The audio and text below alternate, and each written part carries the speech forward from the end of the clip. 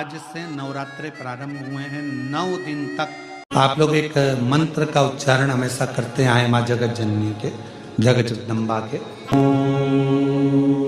जयंती मंगला काली भद्रकाली कपालिनी दुर्गा क्षमा शिवा गात्री स्वाहा स्वधा नमस्तुते। मंत्र का उच्चारण और कितना प्रबल है।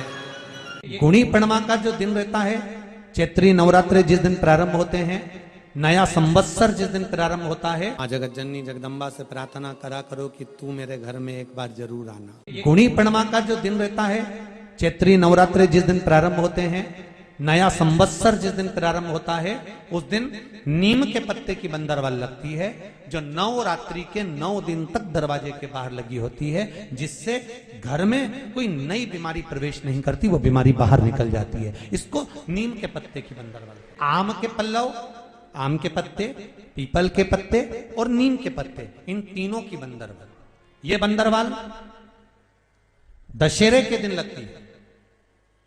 10वीं तिथि को लगकर एकादशी द्वादशी तक लगी रहती है और त्रयोदशी के दिन इसको निकालकर विसर्जन कर दिया जाता है। ये जिस घर में लोग चिड़चिड़ प्रवृत्ति करते हो, क्रोध उत्पन्न होता हो, घर में सामंजस्य नहीं बन रहा हो, आपस में क्लेश बढ़ रहा हो, कोई किसी की नहीं सुनता हो, तब ये आम के पत्ते की, पीपल की और नीम के पत्ते की पल्लव बंदरवाल लगाई जाती है। देवी माता को अग्नि तत्व की प्रियता है। माँ को क्या चाहिए? तो कहा मुझे अग्नि तत्व की प्रियता। माँ जी को, माँ दुर्गा भवानी को क्या प्रिय है? तो कहा ज्योत, अग्नि, यज्ञ की आहुति, हवन, धूप। जगत जननी दुर्गा भवानी को, आद्य शक्ति भवानी को अग्नि तत्व प्रिय है। भगवान शंकर को जल चढ़ता है और माँ दुर्गा भवानी की ज्योत लगती है, धूप छूटती है, हवन होता है, यज्ञ होता है। माँ को प्रियता अग्नि। केवल नवरात्रे व्रत करने से पूर्ण नहीं होते, केवल नवरात्रे 9 दिन तक भूखे रहने से पूर्ण नहीं होते, केवल नवरात्रे नवरात्रि तक जागने से पूर्ण नहीं होते, केवल नवरात्रे घर में ज्योत जलाने से पूर्ण नहीं होते, केवल नवरात्रे 9 दिन तक जवारे बोने से पूर्ण नहीं होते, केवल नवरात्रे 9 दिन तक कलश स्थापना से पूर्ण नहीं होते। नवरात्रे पूर्ण जब माने जाते हैं जब आप घर में रहने वाली नारी का आदर करना प्रारंभ कर दो। प्रत्येक कन्या में, प्रत्येक बच्ची में तुम्हें माँ जगत जननी का स्वरूप नजर आने लगे और आप स्त्री को सम्मान देने लगे, आदर करने लगे, तो समझना कि नवरात्रे सिद्ध हो गए, नवरात्रे में आपकी साधना सिद्ध हो गई। आज से नवरात्रे प्रारंभ हुए हैं। 9 दिन तक सवेरे उठते से ही पहला 1 लोटा जल शिव को, क्योंकि उसी के माँ जगत जननी हस्तकमल पर जल जाना जरूरी है। शंकर का चढ़ा वो हमें फल प्रदान करे, सुख दे, आनंद का दे। आज से नवरात्रे प्रारंभ हुए हैं। 9 दिन तक, नवरात्रे के 9 दिन, अगर आपको ऐसा लगता है कि शिवजी आप बाबा मेरी नहीं सुन रहा, बहुत संघर्ष का जीवन चल रहा है, बहुत परेशानी का जीवन चल रहा है, बहुत कष्ट का जीवन चल रहा है और कोई मंजिल, कोई राह, कोई मार्ग दिख ही नहीं रहा, तुम्हारा कैसा भी दुख है, जो आज गुप्त नवरात्रे प्रारंभ हुए हैं, आज से 9 दिन तक का एक नियम ले लो में कि मुझे शिवजी के मंदिर में अशोक सुंदरी वाली जगह पर एक बेलपत्र माँ हेमवती माता के नाम से, कौन सी माता?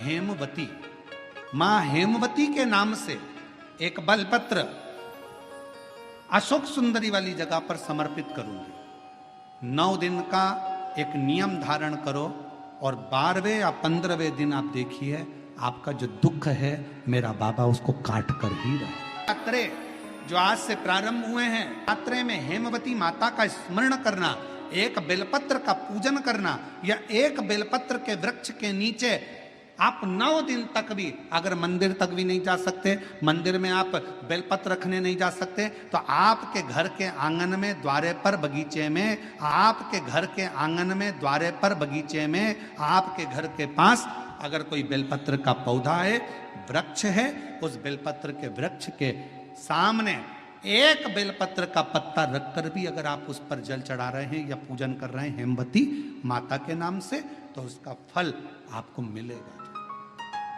और मान लो बेलपत्र का वृक्ष भी नहीं है, हम मंदिर भी नहीं जा सकते, हम कहीं नहीं जा सकते, घर से बाहर कैसे निकलें, पानी तेज है, जलवृष्टि हो रही है, बहुत सा पानी है, तो क्या करें?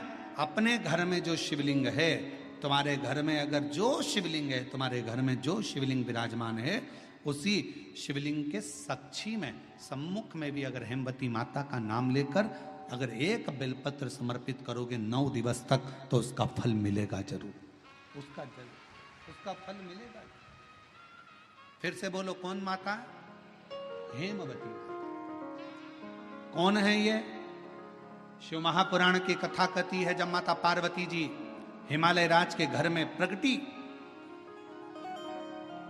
और हिमालयों की कंदरा में बैठकर मां पार्वती जी तप साधना में लीन हुई, जितनी परीक्षा भगवान शंकर ले सकते थे शिव जी ने सारी परीक्षा ली। ब्रह्मदेव परीक्षा लेने आए, भगवान नारायण परीक्षा लेने आए, इंद्रदेव आए, सप्तऋषि आए, सारे साधु संतों को परीक्षा लेने भेजा, पर मां उन परीक्षाओं में पास होती चली गई। तब भगवान शंकर ने दर्शन देकर कहा, पार्वती आज से तुम्हारा नाम हेमवती रहेगा। सुनो पार्वती, तुम्हारे इस नाम की आराधना जो तुम्हारे गुप्त स्वरूप में करेगा, उसको मनवांचित फल की प्राप्ति हो जाएगी। और वो फल, आज कथा अगर प्रारंभ हुई है और आप लोगों को मौका मिला है, तो इस कथा का स्मरण अपने जीवन में जरूर करें। और आप सबको मालूम होगा 4 नवरात्रे होते हैं, उन 4 नवरात्रे में 2 नवरात्रे गुप्त माने गए। नवरात्र आता है जो आज से प्रारंभ हुआ है, कहते हैं अगर कोई स्थिर होकर एकांत में बैठकर भगवान शंकर के नाम का मात्र संबोधन श्रवण कर लेता है, सुन ले, गुनगुना ले, शिव को याद कर ले, तो कहते हैं शिव और शक्ति की दोनों की कृपा उसके ऊपर बनी ही रहती है। नवरात्रे में 9 दिन में से कोई एक दिन ऐसा ले लो जिस दिन कन्याओं का भोजन कराओ, साथ में उनको लाल चुनरी ओढ़ाओ या कोई लाल वस्त्र, लाल पूजन की सामग्री उनको दो। आम के पल्लव की महत्वता को जरा जानिएगा, बहुत बहुत ध्यान दीजिएगा। आम के पत्ते देखे आप लोगों ने? अरे बोलो, जम के तो बोलो। देखें, उसका प्रयोग कभी आप लोगों ने करा? आम के पत्ते का कभी प्रयोग कर कर देखिएगा। अभी तो नवरात्रि चल रही है, नवरात्रे में जब 5वां दिन नवरात्रे का रहे, चैत्री नवरात्रे का 5वां दिन रहे, और मान लो कि आपके घर में किसी बच्चे की, लड़के की या लड़की का या मंगल विवाह नहीं हो रहा हो या शादी नहीं हो रही हो, या उस लड़के लड़की के लिए बहुत प्रयास कर लिया आपने और उसकी शादी हो ही नहीं रही, अथक प्रयास आपने कर लिया और उसका मंगल विवाह नहीं हो रहा, तो ये देवी भागवत में स्पष्ट कहा गया है, देवी भागवत में वर्णन किया गया है, देवी भागवत में वर्णित किया गया। और देवी भागवत में कहा गया कि आम का जो पत्ते होते हैं, आम का जो पत्ता होता है, आम का जो पल्लव होता है, उस आम के पत्ते पर हल्दी और सिंदूर, इन दोनों से स्वस्तिक का निर्माण किया जाए। देवी भागवत का संवाद है, बहुत ध्यान देना महाराज। जिन कन्याओं का विवाह ना हो पंचमी के दिन, नवरात्रे की कोई सी भी पंचमी, मतलब जो पंचमी तिथि पड़ेगी, कोई भी नवरात्रा हो, चाहे वो 4 नवरात्रे में से, चाहे वो पौष का हो, अश्विन का हो, चैत्र का हो, आषाढ़ का हो, किसी भी नवरात्रे में आप कर सकते हैं। एक पान के पत्ते पर, एक ही पत्ते पर जो 2 स्वस्तिक बनेंगे, एक हल्दी का बनेगा, एक सिंदूर का बनेगा। बस अंतर इतना है, जो हल्दी का स्वस्तिक है उस पर कंकु के चावल अर्थात रौली के चावल, रोली कुंकू के चावल रखना है, और जो सिंदूर का है उस पे हल्दी के चावल रखना। इतना रखकर जिस लड़का लड़की का विवाह नहीं होता उसकी हथेली पर रखकर उसका नाम और गोत्र बोलकर महाराज उसको ले जाकर नीम के पेड़ के नीचे उसको रख दिया जाता है। मात्र 3.5 या 4 महीने ऐसे रहते हैं जिसके अंदर उस लड़का लड़की का विवाह पक्का हो जाता है। जिसका विवाह नहीं होता केवल उसी के लिए, जिसका मंगल विवाह ना हो रहा, आम के पल्लव में शिव का वर प्रदान है, आम के पल्लव में शंकर का आशीर्वाद। इसका वर है ये शंकर का।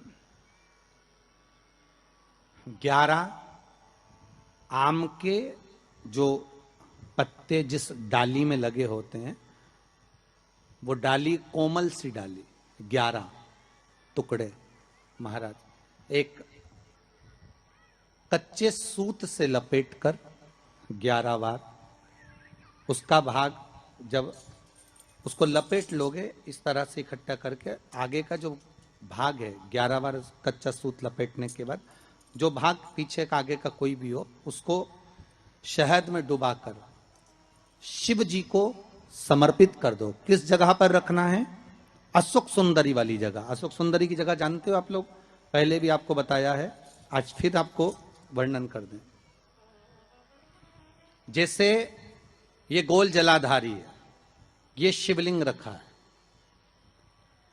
ये 2 जहां से पानी बह रहा है बाबा के चरणारविंद, राइट में श्री गणेश जी का स्थान, लेफ्ट में कार्तिकेय का स्थान, बीच में अशोक सुंदरी की जगह।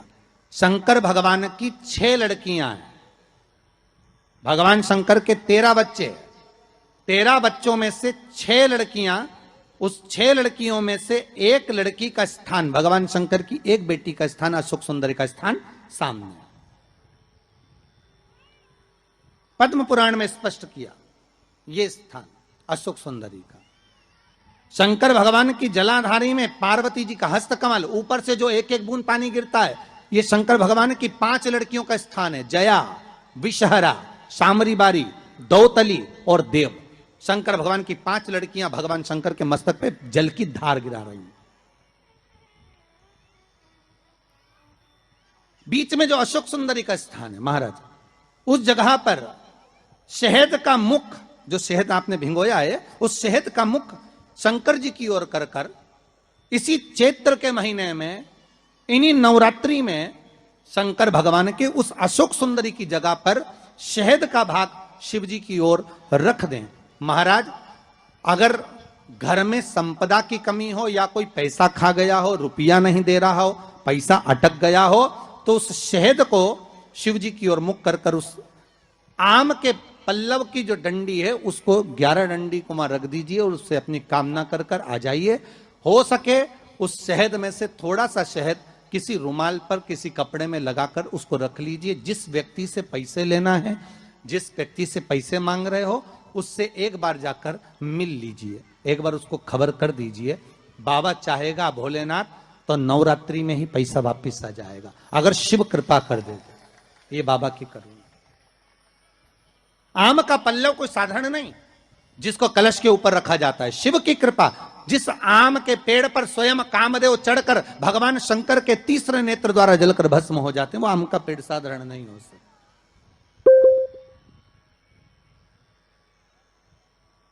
सहज नहीं है।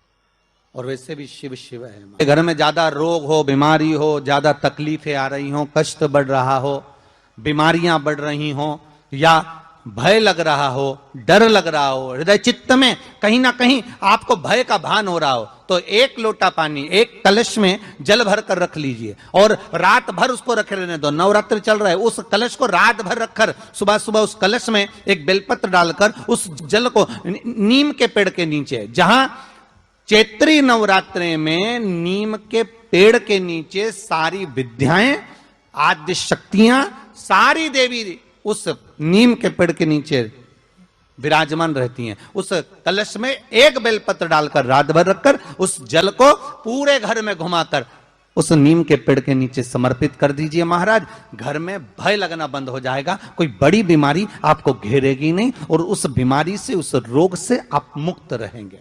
उस बीमारी से, उस रोग से आप मुक्त पाएंगे। वो बीमारी आपको घेर नहीं। विश्वनाथ को कुछ नहीं चाहिए, मेरे शंकर को चाहिए क्या? अगर आपके जीवन में ऐसा लगे कि बहुत बड़ी बीमारी आ गई और आपके घर का व्यक्ति वेंटिलेटर पर पड़ा हुआ है, तो शमी के वृक्ष के फूल ले आओ 7 और शमी के वृक्ष के 7 फूल लाकर एक एक फूल शंकर भगवान को श्री शिवाय नमस्तुभ्यम कहकर उस व्यक्ति के लिए जो पड़ा हुआ है, अंतिम सांसें गिन रहा है, जिसको अटैक आ गया, अंतिम सांसों में जो गिन रहा है, उसके नाम से भगवान शंकर पर चढ़ाना प्रारंभ कर दो। मात्र 7 पुष्प, उस शमी के वृक्ष के 7 पुष्प आप शिव को समर्पित करिए, उसका नाम और गोत्र बोलकर, और भगवान शंकर का मूल मंत्र श्री शिवाय, जम के बोलिए श्री शिवाय नमस्तुभ्यम बोलकर एक एक शमी का फूल शंकर पर चढ़ाना प्रारंभ कर दो। फिर आगे वो विश्वनाथ की मर्जी है, वो प्राण कैसे लेकर वापिस आता है, उस काल से छुड़ाकर महाकाल कैसे लाता है, ये वो जाने। आपका फर्ज केवल आप अदा करिए। जब अंत में डॉक्टर भी हार जाते हैं, जब अंत में डॉक्टर भी कह देते हैं कि अब हमारे बस का नहीं है, अब तो उस परमात्मा के हाथ में, मतलब डॉक्टर को भी मालूम है कि एक और डॉक्टर बैठा हुआ है, एक डॉक्टर और है, वो बस वो थोड़ा सा दूर तो रहता है पर करीब भी बहुत है। कई लोग कहते हैं गुरुजी वो कैलाश पर रहता है बहुत, तो उनको बुलाएंगे तो आएंगे। हमने कहा कैलाश पर तो रहता ही नहीं है, जहां भक्त है वहां भगवान, वो दूर तो रहता ही नहीं। आप तो बस केवल उसको बुलाने का प्रयास करिए, आप दिल से बस उसको हाजिर, वो दिल से बुलाओ तो उसको। इसलिए देवी भागवत में लिखा है कि नवरात्रि में एक दिन, जैसे प्रतिपदा है, पहला दिन है तो एक कन्या का पूजन करो, द्वितीया है तो 2 कन्या का पूजन करो, तृतीया है तो 3 कन्या का पूजन करो, चतुर्थी है तो 4 कन्या का पूजन करो, पंचमी है 5 कन्या का पूजन करो, छठ है 6 कन्या का पूजन करो, सप्तमी है 7 कन्या का पूजन करो, अष्टमी है 8 कन्या का पूजन करो, नवमी है, जम के बोलो, 9 कन्याओं का पूजन करो। और अगर इस तरह से आप पूजन नहीं कर सकते नवरात्रि में, तो 9 कन्याओं का पूजन एक साथ, या तो अष्टमी के दिन या नवमी के दिन कर दो, या मध्य में, बीच में भी आप कर सकते हो एक साथ। पर अगर आपकी कोई कामना है, आपकी कोई इच्छा है, मालूम पड़े, जैसे कई लोग कहते हैं कि हमारी इच्छा है, हमारी वो मकान नहीं बिक रहा, या हमारी वो जमीन नहीं खरीदी जा रही, या हमारी कोई कंपनी नहीं डल रही, या हमारे काम में ये अड़चन आ रही है, तो नवरात्रि में, 4 नवरात्रि में से किसी भी नवरात्रि में आप नियम बना लो कि एक कलश की स्थापना कर कर एक दिन में एक कन्या का पूजन कर कर उसको भोजन कराना, लाल वस्त्र देना, लाल चुनरी देना, दूसरे दिन में 2 कन्याओं का पूजन कर कर लाल वस्त्र ओढ़ाना, लाल चुनरी देना, तीसरे दिन में 3, चौथे दिन में 4, 5वें दिन में 5, ऐसे 7-9 दिन तक एक एक कन्याओं के क्रम को बढ़ाते बढ़ाते बढ़ाते बढ़ाते आप उस पूजन का विधान प्रबल कर सकते। क्या मैं नवरात्रि में अगर मान लो कोई साधना करना हो तो कौन सी साधना करना चाहिए? हम किसकी आराधना करें? हम 9 दिन तक किसकी साधना करें? तो अगर बन सके तो देवी भागवत में सबसे सुंदर साधना यही है कि हम एक दिन में एक कन्या के चरण धोकर पूजन कर कर उस कन्या को भोजन कराकर उसका स्मरण करें। हाँ, ये जरूर है अभी कोरोना महामारी चल रही है तो इस नवरात्रि में भले ना करें, पर आगे की नवरात्रि में जब नवरात्रि अच्छे रहें, कोरोना से मुक्त रहें, तब आप किसी कन्या को एक दिन में 1, 2 दिन में 2, 3 दिन में 3, 4 दिन में 4, 5 दिन में 5, ऐसे नवरात्रि 4 बार जो नवरात्रि आती, किसी भी नवरात्रि में आप स्मरण कर उसका फल मिलेगा।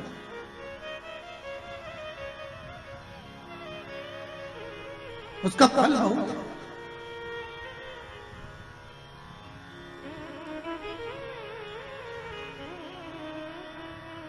जैसे बेलपत्री का किया गया दान छिन्न नहीं माना गया। किस चीज का दान? जम के बोलिए जरा। बेलपत्री। बेलपत्री का किया गया दान छिन्न दान नहीं है, समाप्ति नहीं होती। बेलपत्री अगर आपने कोई आपसे कहा जी तुम्हारे यहाँ बेलपत्री लगी है, जरा 8-10 दे दोगी क्या? बिल्कुल। और उससे कहो बेलपत्र तू मत तोड़, हम तोड़ कर देते, और अपने हाथ से बेलपत्र निकाल कर उसको दो दान। ये छिन्न दान नहीं है, ये समाप्त नहीं होता। ये बेलपत्र का दान अविरल दान बढ़ता है।